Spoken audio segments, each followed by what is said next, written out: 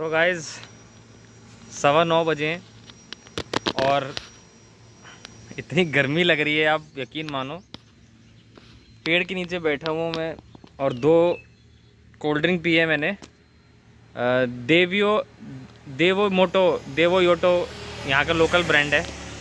एक white colour की थी, इसकी पिक्चर ये रही, और एक ब्लैक कलर की थी जैसे कोका कोला कलर होता है। तो पहले मैंने वाइट वाली कोशिश करी, उस पर लिखा था पनीर बोल सकते हो आप, PANNER। तो उसको मैंने पिया, उसमें हल्का सा फिज़ और गुलाब जल में जैसे गैस भर के वो पिला रहे हो किसी तरह मैंने पी। तो मैंने सोचा यार ये तो फर्स्ट ऑड वन ट्राई कर लिया, सेकंड वाली भी देख लूँ उसी कंपनी की। यही जो बोतल आप देख रहे होते ना, अभी जो देखा है आपने, उसी कंपनी की ब्लैक कलर में वो पी। तो वो लग रही थी कैंपासिलिन पी है ना आपने बचपन में खांसी की, उसको हल्का ठंडा करके हल्का सा फिज़ फैक्टर उसमें ऐड करके वो जिस तरह से गले से उतारी है ना मैं मेरा मन और मेरा पेट जानता है। उसके बाद धूप में 2 मिनट खड़ा, जैसे दुकान से मैं आया हूँ, बाइक पर बैठा हूँ और एकदम पसीने पसीने हो गया। फिर क्या है कि एकदम से फिर यहाँ छाया के नीचे बैठ के थोड़ा सा तसल्ली से, ये देखो आप, थोड़ी तसल्ली हो रही है, बाइक भी थोड़ी सी तसल्ली ले रही है। छाया में खड़ा करा है, रोड की इस तरफ हल्की हल्की छाया है क्योंकि सूरज जो है ना वो अब मेरे पीठ पे है, और रोड के उस तरफ तेज़ 9 बजे की धूप बहुत तेज़ है, बहुत ज़्यादा तेज़ है।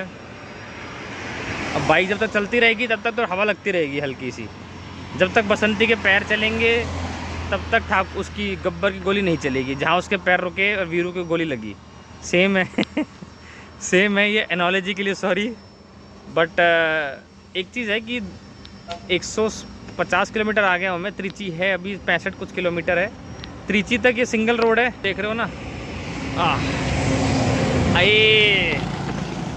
ये त्रिची तक ये सिंगल रोड है, वैसे काफ़ी चौड़ा रोड है ये। और त्रिची के बाद फिर 2 लेन हाईवे फिर हो जाएगा, 2+2।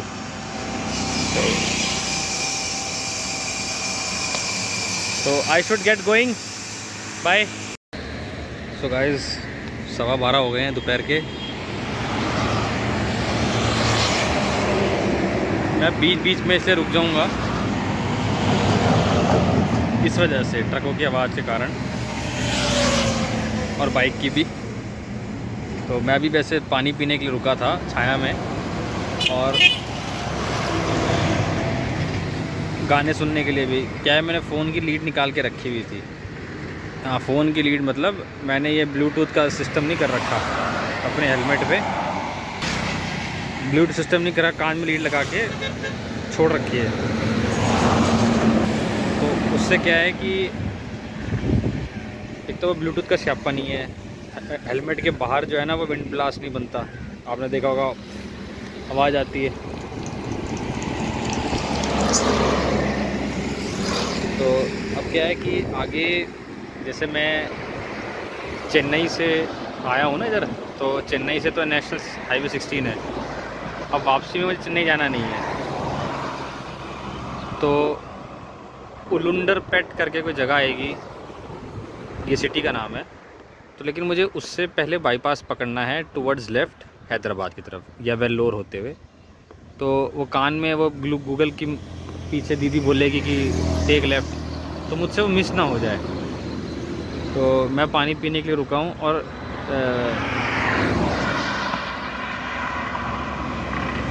पता चला कि जैसे मैं छाया में रुका हूँ ना, तो आप ये स्कूटी देख रहे हो। तो मैंने कहा यार ये बंदा ये कौन है, टॉयलेट करने तो उठा नहीं। तो मैंने यहाँ 1-2 मतलब थोड़ा सा नोटिस कर लिया, जब लोगों के यहाँ नींद आ जाती है ना तो लोग एकदम से सब काम छोड़कर सो जाते हैं। तो ये भाई साहब देखो वो सोए पड़े, देख, अरे डेड बॉडी नहीं है वो, देखो। तो पीछे भी मैंने पानी पिया, तो वो एक जुपिटर पे आके लड़का जा रहा था, तो वो काफ़ी तेज़ चला रहा था, मेरे से भी तेज़, 70 से भी तेज़। तो फिर मैंने कुछ इतना रिएक्ट किया नहीं, तो आगे जाके देखा तो बस स्टॉप पे वो सोया हुआ था। तो यहाँ लोग सो जाते हैं एकदम से सब काम छोड़ के, भाई ईमानदार होंगे लोग। खैर, so I should get going, keep you posted. और एक अभी पीछे ने कॉफ़ी पी है, फ़िल्टर कॉफ़ी। वेल तमिलनाडु में फ़िल्टर कॉफ़ी का मज़ा जो है ना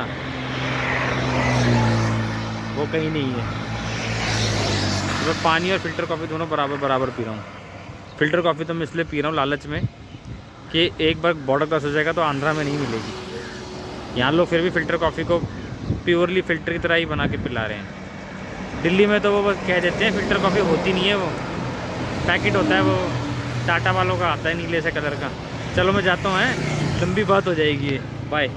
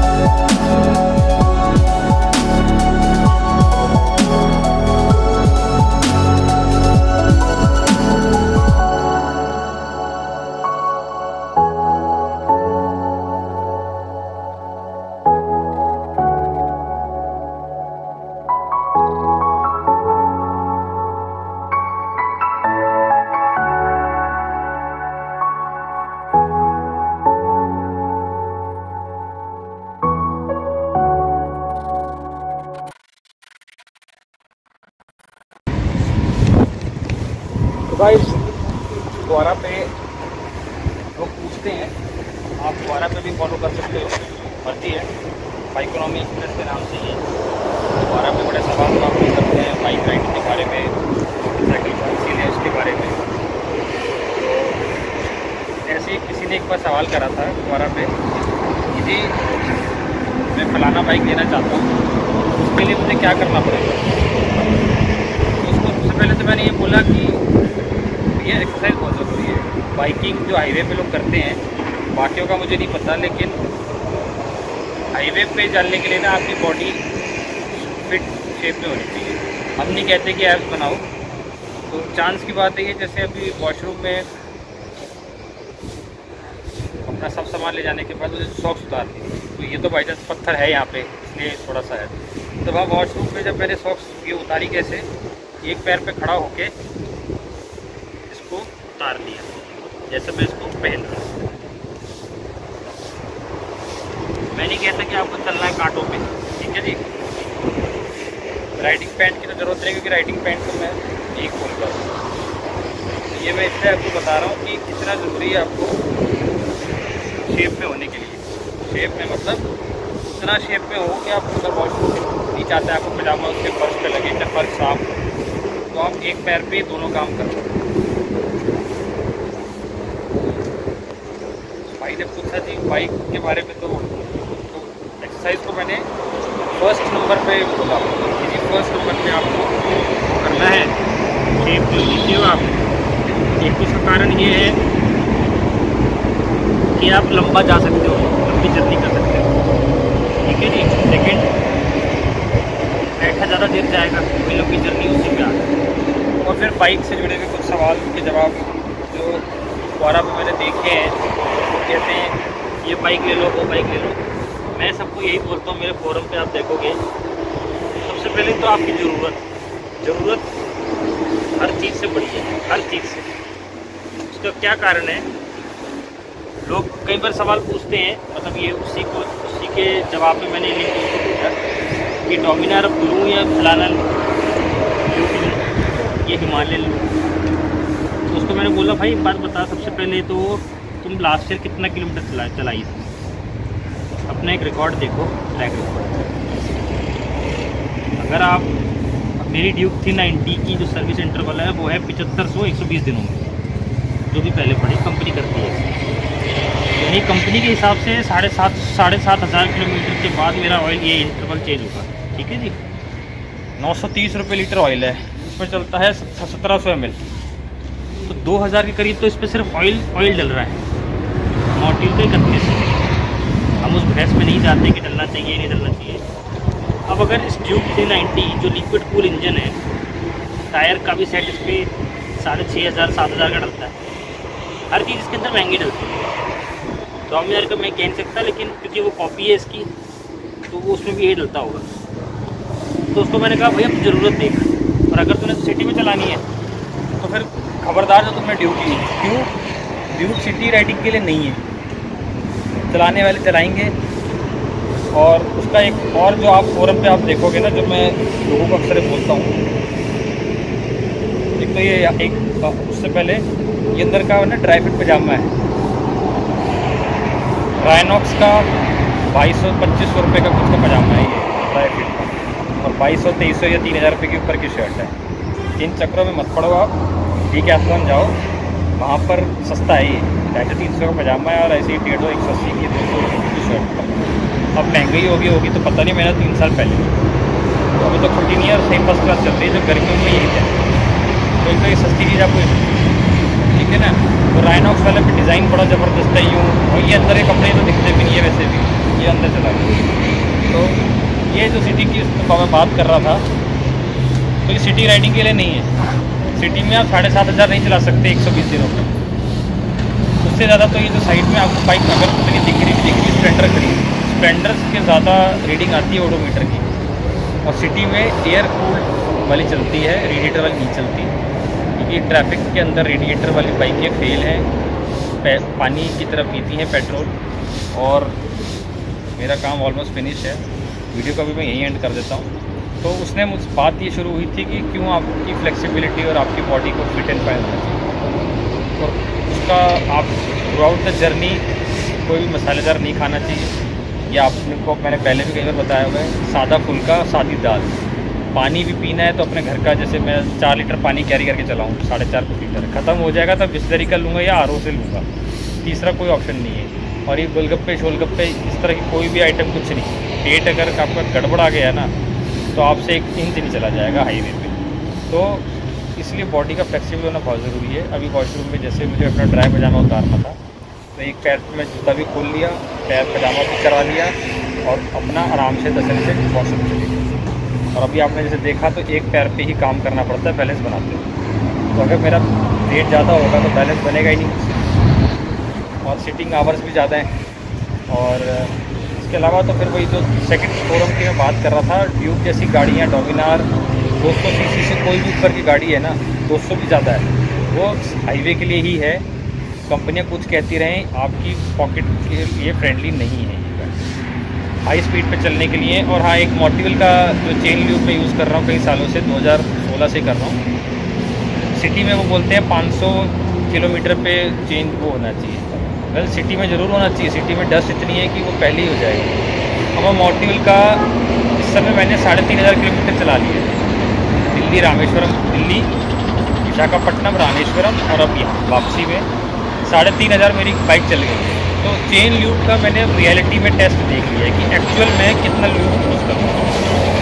तो मैं अगर अपने चलने के हिसाब को देखूँ तो 250 और 300 के बीच में, उसकी भी एवरेज में कैसे निकाल रहा हूँ कि 250 के बाद मुझे अपने आप मेरे पैरों के पास वाइब्रेशन की हल्की सी फील शुरू हो जाती है कि अब मेरा जो ल्यूब है। अब जब मैं चेन को छू के देख रहा हूँ तो जो ल्यूब है ना, इफेक्टिवनेस ख़त्म हो जाता है, मतलब ये उड़ जाता है। उसका क्या कारण है कि 80 की स्पीड पर मैं अगर चल रहा हूँ तो 250 तक चल रहा है, और अगर मैं 70, 72, 75 तक भी जा रहा हूँ तो 250 से 300, 310, 320 तक कोई ल्यूब चल रहा है। तो मोटिवल का ये जो चेन ल्यूब है ना, इसकी इफेक्टिवनेस है ये, और आराम चलेगी तो शायद ल्यूब चलता रहेगा। ल्यूब डस्ट कैच नहीं कर रही क्योंकि डस्ट हाईवे पे होती ही नहीं। तो ये इसकी इफेक्टिवनेस मुझे पता चली है। बड़ा एक नया कैन लेकर आया था मैं 400 ml वाला हाईवे के लिए, तो वो मुझे वेट से लग रहा है कि वो ऑलमोस्ट हाफ हो गया। और मैंने भी देखा है कि 3035 तो मैंने चला भी लिए। तो ये मोटिवल चेन ल्यूब की रियलिटी टेस्ट हो गई जो मैंने एक्सपीरियंस किया। टायरों की हवा सब कुछ एक की रिपोर्ट 500, जबकि 500 पे तो नहीं, 400 पर ही मैं बाइक चेन क्लीन कर लेता हूँ। डीजल, ब्रश, कपड़ा सब लेके मैं चला हूँ। तो ये आपको करना होता है अगर आपको हाईवे राइडिंग करनी है तो। मैं तो करता हूँ। मैं आलसियों की नहीं बात कर रहा हूँ और ना उन लोगों की बात कर रहा हूँ जिनको मोटरसाइकिलें गिफ्ट में मिलती हैं। वो कुछ भी करवाएं, भगवान उनका मालिक है। तो कुवारा पे आप देख सकते हैं कई सारे सवाल इस तरह के आते हैं, तो उसके जवाब हम देते हैं। और आप लोग कोई सवाल है तो आप भी उस पर पूछ सकते हो। तो इतना ही था, बाकी बाय।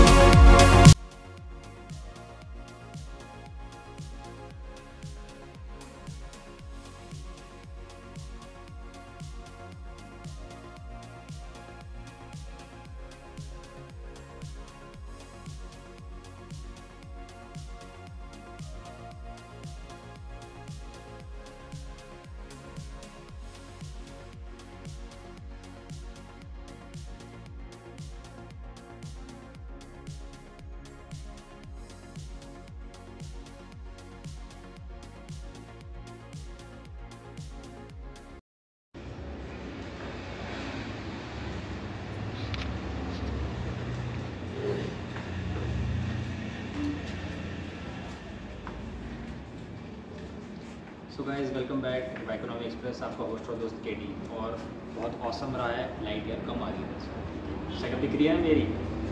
सो अब तक मैं चला चुका हूँ, किलोमीटर देखूँ, चाबी अंदर छोड़ा है। कामारेड्डी है यहाँ से 740 किलोमीटर्स और टाइम एस्टिमेट है 13 आवर्स समथिंग। ये बीच में मैं एक पिक्चर शेयर कर रहा हूँ जिस ट्रैफिक कंडीशन जो है फ्रॉम वेल्लोर, मैं वेल्लोर में ही हूँ, वेल्लोर आउटर है। कामारेड्डी आपने देख लिया, ये ऑरेंज आप देख रहे हो। सो एक तो ये नंबर 2, ये जो मैंने रूट इस बार लिया है रामेश्वरम टू चेन्नई नहीं आया है। थोड़ा सा तो नहीं, काफ़ी ट्रिकी है राइडर्स। और ट्रिक पार्ट ये है कि इसको आप जो नेशनल हाईवे का चार्ट मैंने आपको बताया था ना, येलो रंग की पिक्चर हम देखते हैं, ये वाला रूट उस पिक्चर में भी नहीं दिखेगा। और थिंग इज़ कि आई डोंट नो आप में से कितने लोग रामेश्वरम से दिल्ली आएंगे या दिल्ली से रामेश्वरम जाएंगे। इन बोथ वेज़ ज़्यादातर लोग बैंगलोर होते हुए जाते हैं, बट जब मैंने चेक करा था तो मेरा तो था ही Delhi to Vizag via Vijayawada, and then Vizag to Chennai, and then Chennai to Delhi, अपना रामेश्वरम, रामेश्वरम टू दिल्ली। तो रामेश्वरम टू दिल्ली कोई डायरेक्ट नहीं है। रामेश्वरम के लिए आपको जो मैंने जो रूट लिया है वो रूट लिया है रामेश्वरम, राइट। उसके बाद चेन्नई से हार्डली 100 किलोमीटर पहले नेशनल हाईवे नंबर 38 आता है। आप ये लिख लो कि भूल ना जाओ, नेशनल हाईवे नंबर 38 आता है। तो नेशनल हाईवे नंबर 38 पर आप जाओगे। ख़ास बात उसकी ये है कि गूगल मैप पे तो एक रत्ती का भरोसा आप मत ही करो। गूगल मैप पे जो रामेश्वरम से दिल्ली दिखा रहा था वो स्टेट हाईवे दिखा रहा था, और मैंने स्टेट हाईवे का मतलब NH16 तो मैंने पकड़ ही लिया है। NH16 रामेश्वरम तक जाता है। ओके, अब मैं वापसी का बता दूं जो ट्रिक पार्ट है। ट्रिक पार्ट शुरू कहाँ से होता है? सो द थिंग इज़ कि नॉट अ सिंगल स्ट्रेच ये trick part, but it's a series of trick parts. तो ट्रिक पार्ट नंबर 1 ये है कि आप वापसी में रामेश्वरम से आ रहे हो तो आपको NH16 दिखाएगा। उसके बाद NH16 से उसका नाम मैं भूल रहा हूँ, वो मैं आपको टाइटल में डाल दूंगा। एट दिस मोमेंट मुझे भी याद नहीं है। उसके बाद वो एक रोड आ जाता है और वो बोलता है कि स्टेट हाईवे समथिंग समथिंग है, और 58 किलोमीटर आता है। एक सर्टन पॉइंट है बाईपास का, ये भी मैं टेक्स्ट में डाल दूंगा कि वो क्या नाम है, किसके बाईपास तक 58 किलोमीटर है। तो गूगल मैप के हिसाब से मैं मेन हाईवे से जो जम्मू कश्मीर चेन्नई हाईवे है पार्ट, और गोल्डन क्वाड्रिलेटरल का भी पार्ट है, उस हाईवे से जब मैं उस अंदर मुड़ा हूँ तो 1 किलोमीटर मैंने बाइक चलाई। उस 1 किलोमीटर पे ही मुझे अंदाज़ा हो गया था कि मैं उस पर बाइक नहीं चला सकता। मेरे बाइक के टायर ट्रैक्टर के टायर नहीं हैं। इवन उस पर बसें भी नहीं चल रही थी, जैसे कमर्शियल बसें चलती हैं इसके तमिलनाडु की, SRTC जैसे रोड ट्रांसपोर्ट की, वो भी नहीं थी। ट्रक थे और लोकल ट्रैफिक था। उसी से समझ गया मैं कि ये रूट ऐसे दिखा रहा है, एम ही दिखा रहा है। तो ट्रिक पार्ट, फिर गट फीलिंग आई कि इस रूट से मैं नहीं जाना। 1 किलोमीटर पे जितने पॉट होल्स मुझे मिलने थे मिल गए। डिस्पाइट दैट वो एक शॉर्टकट था, गूगल मैप भी उसी को दिखा रहा है, मैंने उसको नहीं फॉलो करा। And then I simply use my like mind and logic. Chennai से मैंने देखा कि एक नेशनल हाईवे 38 चेन्नई से हार्डली 110-120 किलोमीटर्स पहले नेशनल हाईवे 38 जा रहा है वाया वेल्लोर। तो वेल्लोर जो जिस हाईवे से मैंने भी गूगल मैप आपको बताया, गूगल मैप पे भी वेल्लोर ही जा रहा था, बट जो गूगल मैप आपको रेकमेंड कर रहा है वो बेकार पार्ट है। मैं आपको बीच में पिक्चर डाल दूंगा उसका कस्टम करके कि कौन सा रूट मैंने लिया। अगर किसी को जाना है तो फिर वो चेन्नई से भी जा सकता है, मतलब चेन्नई खामखा वाली बात है। फिर चेन्नई से तो फिर वो चेन्नई कन्याकुमारी हाईवे आपको पता है वो है। तो नेशनल हाईवे 38 है और वो जगह का नाम फिर मेरे माइंड उतर रहा है। उस हाईवे पे चलने से वो वेल्लोर रोड आ जाता है, और कुल्लुमपेट करके जगह थी, मैं गलत बोलने से अच्छा नहीं बोलूँ। तो उस हाईवे से नेशनल हाईवे 38 मैंने पकड़ा है, और नेशनल हाईवे 38 पर आई थिंक 200 समथिंग किलोमीटर था वेल्लोर वहाँ से। तो ख़ास बात ये थी कि वो कहने को है, इसका बीच में आपने फुटेज देखे होंगे कई सारे जो नेल्लौर के फुटेजेस हैं। तो ख़ास बात ये है कि वो 4 लेन हाईवे नहीं है, सिंगल रोड है जिसको नेशनल हाईवे 38 बोल दिया है। तो सिंगल रोड मतलब still it's a manageable road, as compare to वो गली वाला रोड जो गूगल मैप दिखा रहा था। ट्रैफिक उस पर भी था बट वो मन नहीं माना। तो नेशनल हाईवे 38 पे आप वेल्लोर होते हुए, अब इसमें एक लिमिटेशन क्या मैं फेस कर रहा हूँ, ये through out the road single road है, 2 लेन नहीं है, बीच में डिवाइडर नहीं है और प्लांटेशन नहीं है। तो night driving it's a nightmare for any small vehicle. मैं ट्रक वालों की बात नहीं करता, बस वालों की बात नहीं करता, उनकी सीट हाइट पर होती है। तो इवन कार वालों के लिए भी इट्स अ नाइटमेयर रूट, क्योंकि सामने की लाइट पड़ेगी सीधा आँखों पे। तो दोपहर को मेरा जो एक माइंड सेट था, जब मैं रामेश्वरम चला था तो मेरा माइंड सेट था कि मैं कर्नूल रुकूँगा, लेकिन ये वेल्लोर का रोड देखकर जो है I drop that idea and the moment sun was about to set, Nellore outer आ गया था। और नेल्लोर पे मैंने भी 2-3 होटल वालों से पूछा, और जिस होटल पे मैं रुका हूँ इनका भी मैं आपको भी नाम पता बता दूंगा कौन सा था, डिस्क्रिप्शन में डाल दूंगा। डे टू डे इन है, day to day, yes day to day. इनके जो मैनेजर है, he is an ex service man. Signals branch है, जिनको नहीं पता, signals is a branch of communication and all, सारे पढ़े लिखे होते हैं सिग्नल्स में। मैं इन्फेंट्री की बात नहीं कर रहा हूँ, तो it's a specialised sort of battalion.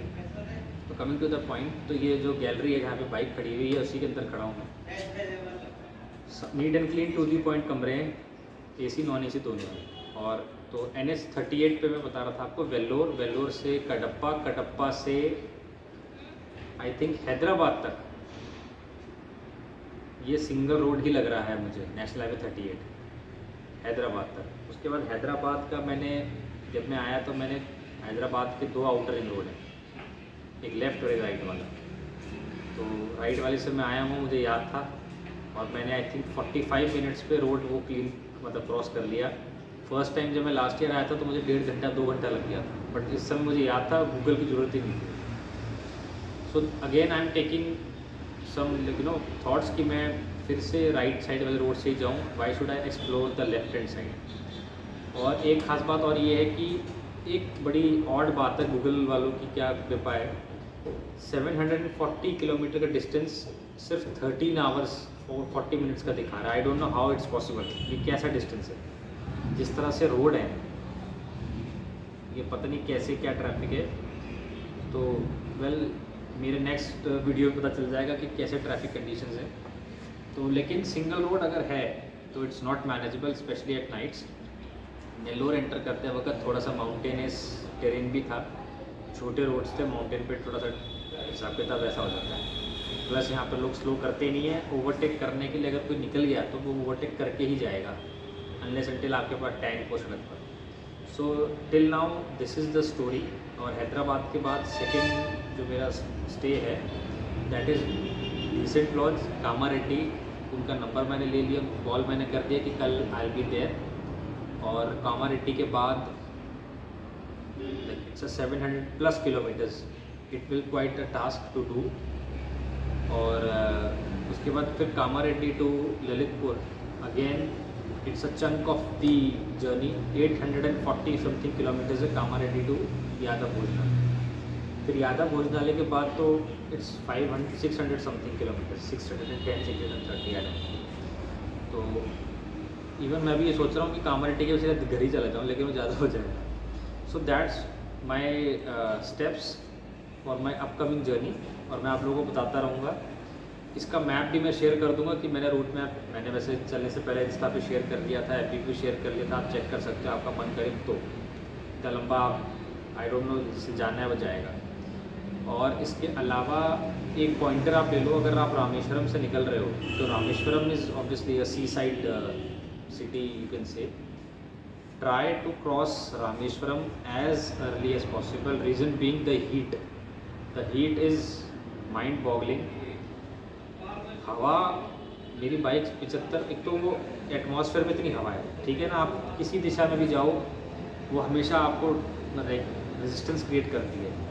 और आप ज़्यादा देर तक जो है ना ऐसे झुक के भी चला सकते हैं, लाइक 10-15 मिनट्स आप चलाओगे, उसके बाद you need to sit straight, and the moment you sit straight वो एयर प्रेशर पड़ेगा। और फिर अगेन ये बाइक की जो स्पीड है वो 80 है, लेकिन लग रहा आपको लग रहा है 50 में चल रहा हूँ। तो ये इस पर एक लिमिटेशन है रामेश्वरम वाले के। और उसके बाद त्रिची में भी गर्मी काफ़ी है, और luckily I was lucky with God grace मतलब आते वक्त भी ग्रेस थी, बारिश नहीं हुई, लेकिन जो त्रिची हाईवे है उस पर भी बड़ी ज़बरदस्त हीट है।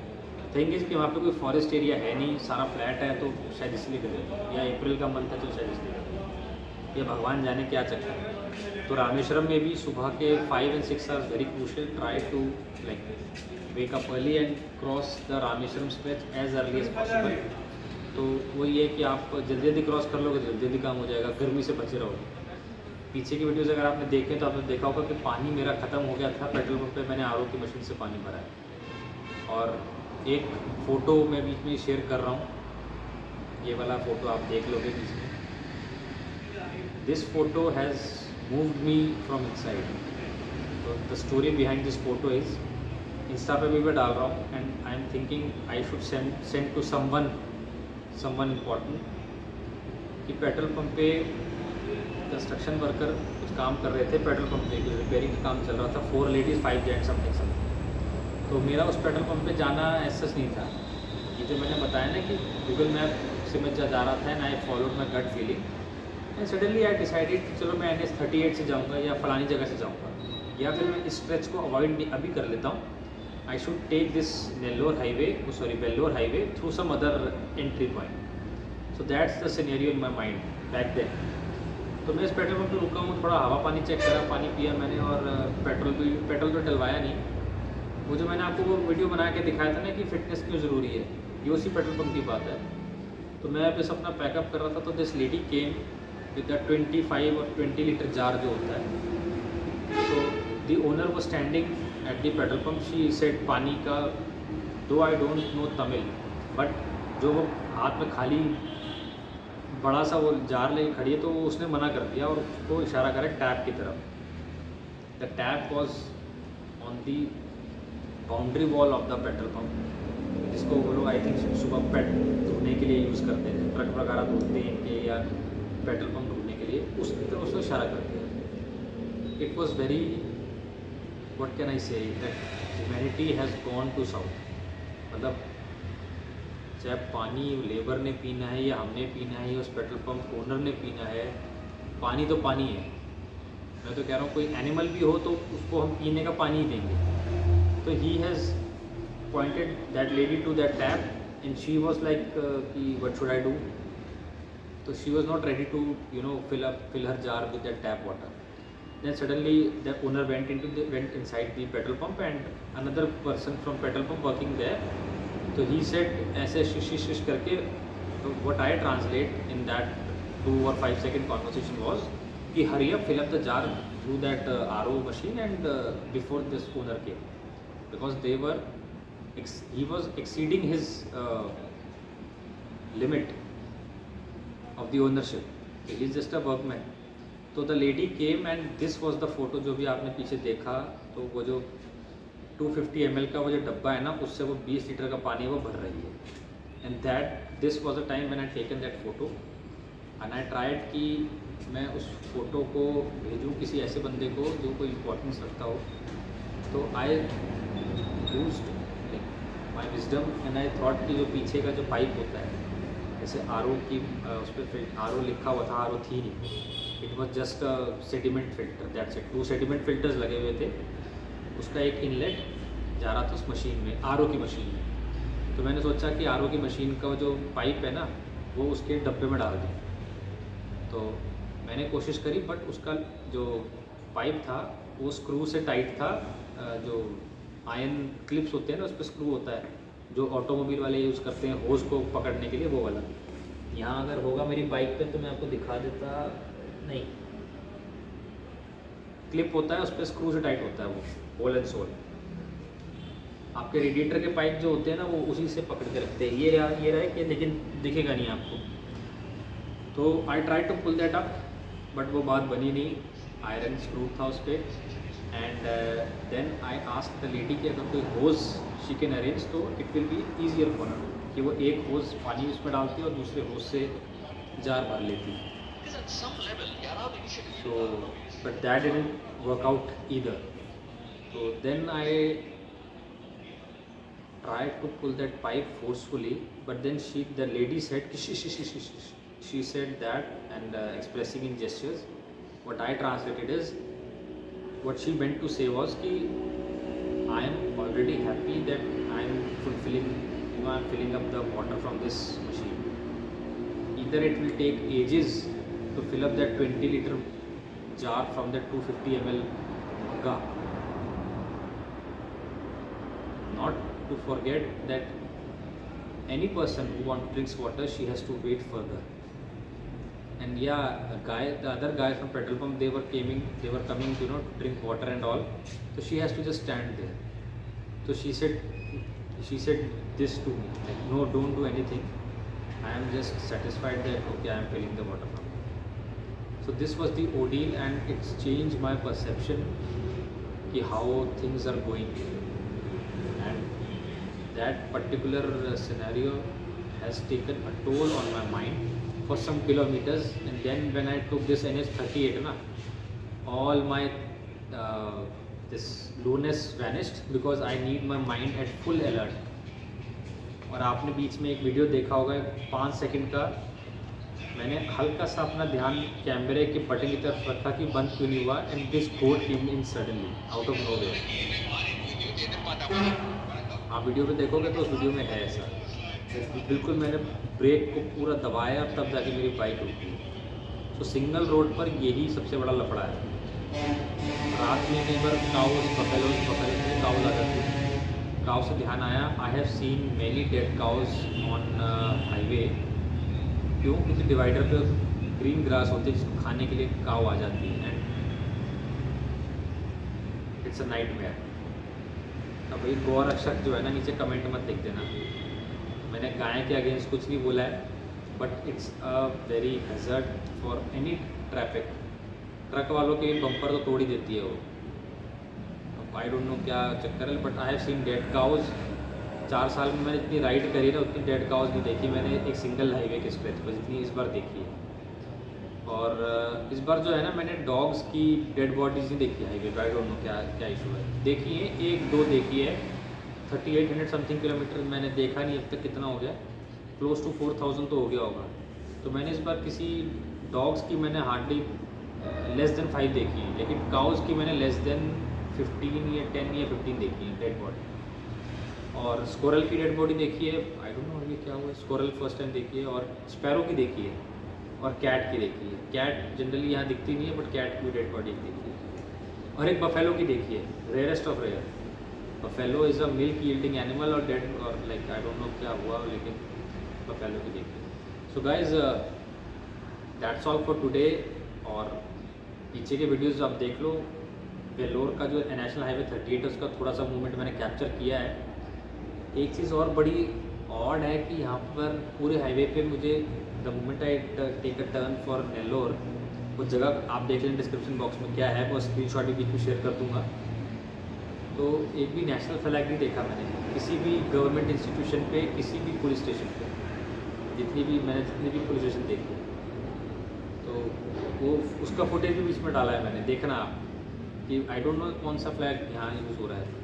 तो नेशनल फ्लैग नहीं देखा मैंने यहाँ पर किसी के भी उस पर, घर पे तो देखो ही छोड़ो, गवर्नमेंट इंस्टीट्यूशन में भी नहीं देखा, ना बस स्टॉप पे देखा, ना स्कूल पे देखा, और पुलिस स्टेशन में भी नहीं देखा। आई डोंट नो क्या हो रहा है। सो दैट्स ऑल फॉर टुडे। अब मैं जा रहा हूँ, ये काम मैंने कर लिया, अब मैं I take a bath and then I go for a stroll for a dinner. कपड़े सूखी जाएंगे, गर्मी है, आई होप नहीं सूखेंगे। तो I have another pair of ये dry fit pyjama and dry fit upper, और 2 सेट लेके चला था मैं, अभी तक मैं एक ही यूज़ कर रहा हूँ, इसको मैं धो देता हूँ हर बार। और वो आपने देखा होगा कि सुबह कपड़े सूखे नहीं थे तो ऊपर डाल दिए थे मैंने, और उसके बाद अपनी बाइकिंग जैकेट में भी अटका दिए थे। सो क्वारा पे आप देख सकते हैं, क्वारा पे मुझे लगा ज़रा सांप है। क्वारा पे आप देख सकते हैं काफ़ी क्वेश्चन लोग पूछते हैं, क्या चीज़ क्या है क्या नहीं है। आपका कोई जो पूछना आप चाह रहे हैं, तो instead of asking in our comment section, आप एक बार देख लो, वहाँ नहीं है तो आप कमेंट सेक्शन में पूछ सकते हैं। So that's all for today, bye, good night.